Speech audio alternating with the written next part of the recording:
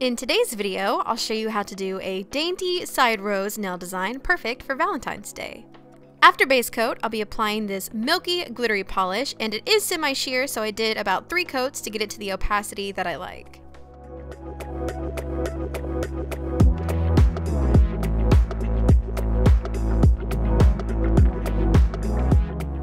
To do the roses, I'll be using acrylic paint because it's easier to work with. Starting with a long liner brush and green paint, first I painted a semi-wiggly line on the side of my nail for the stem. On my accent nails, I did do 2 connected roses, so I'm making 2 adjoined stems here.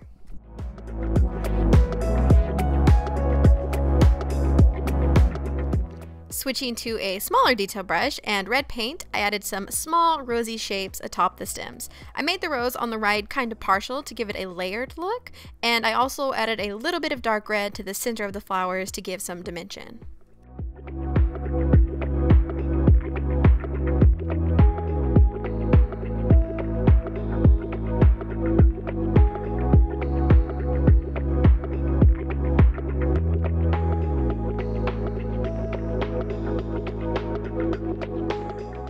Then I added some leaves along the stems.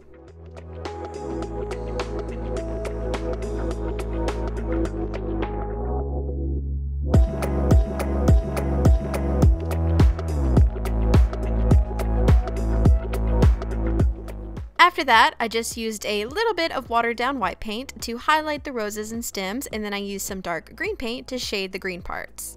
And don't worry too much about getting the placement perfect. Because this is so small, you don't have to be super precise and it'll still look really good.